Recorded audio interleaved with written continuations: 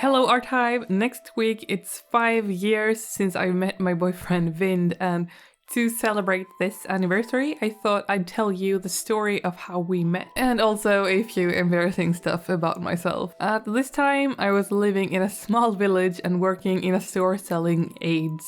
Well, you know, aids like stuff to help people with disabilities in their everyday life. And it was a pretty nice job, but going back and forth between my home in the small village and the town really wore me down.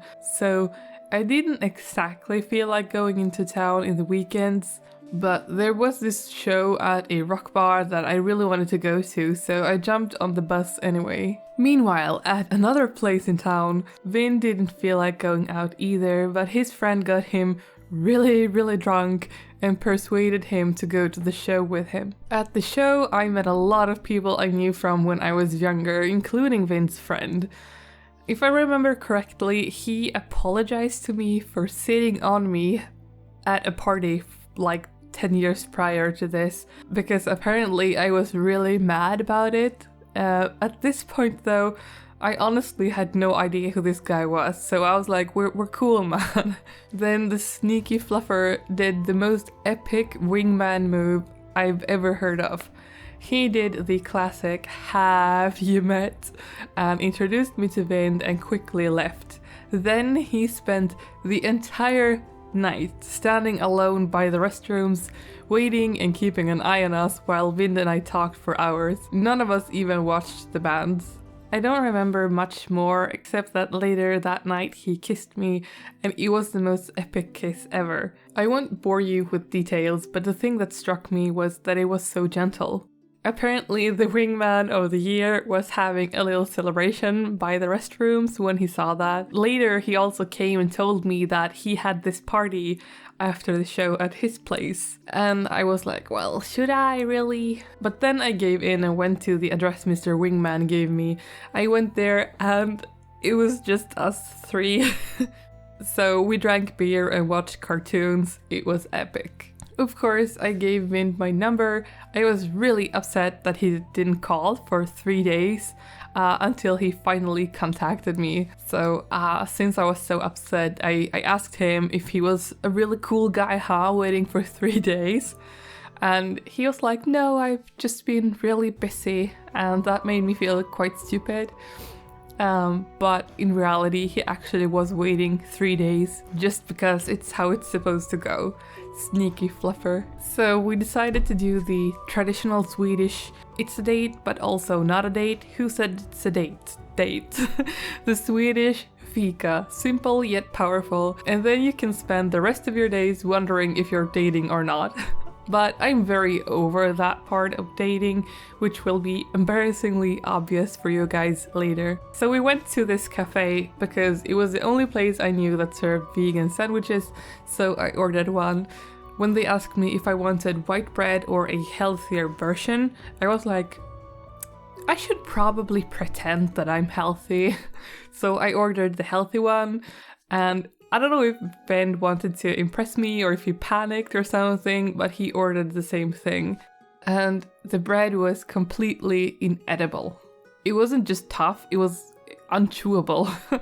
It was horrible, and neither of us could eat it, and the veggies flew all over the place. If you know anything about Vind, you probably noticed that he's kind of private.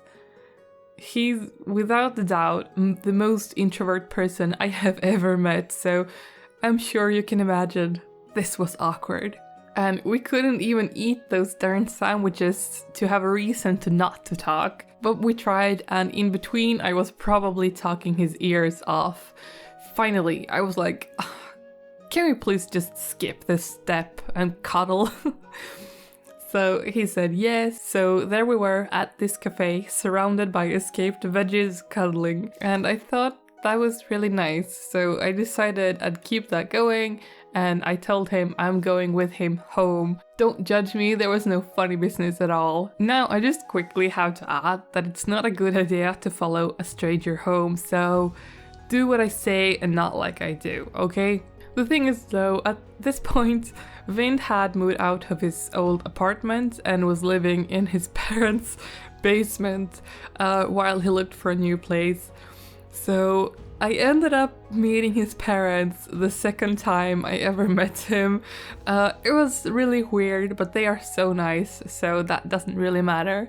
I also didn't know he was living there temporarily, so I was like, okay, am I dating someone who's living in their parents' basement now? And now comes probably a really weird part, and it's kind of hard for me to talk about. Even though I was sort of the pushy one here, I wasn't really looking for commitment.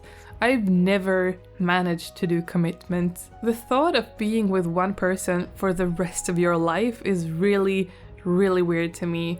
Like, what if you make the wrong choice? And what if either of you change? I don't know, I don't think it's healthy to stay with someone just because. And I had never met anyone that ticked all of my boxes. So I wanted to, I don't know, casually date, I guess, and I thought I should make that quite clear from the start. Vind was very clear that he didn't want anything casual. It was weird to have that kind of conversation the second time we met, but it felt really necessary at the time and really natural. But we came to an agreement. We would date exclusively, but only for as long as I could be honest and as long as I was happy. That was 5 years ago, and I'm still very, very happy. I think that mindset is what made it work for me when nothing has ever worked before. We've never promised each other things we don't know if we can keep. We haven't promised each other forever. All we promised is to be with each other as long as it makes us happy. So that way, we never take each other for granted. But the most important thing that kept us together, I think, is that neither of us rely on the other to be happy. That is a way too heavy burden to put on someone. I am a firm believer that we're all in charge of our own happiness, and it's my job to make sure that I am happy and have what I need and tell my partner when I need something. When I told people I was working on this video, I got some jokes that we met in this elven forest, and I could easily have made this video really sappy. In fact, I love sappy movies, romance novels, you name it, I love it. But that is not reality, and honestly, I find the whole Disney fairy tale with your one true love really unhealthy. I think a healthy relationship with real people is built on mutual honesty, respect, and hard work. And this relationship and life that we have built for ourselves makes me more proud than any made-up fairy tale ever could. I mean, this video wouldn't even be mine if there weren't any, like, learn from my mistakes, teachable moment, right? So I hope you enjoyed, and thank you all for watching. Have a magical day, and I'll see you next time.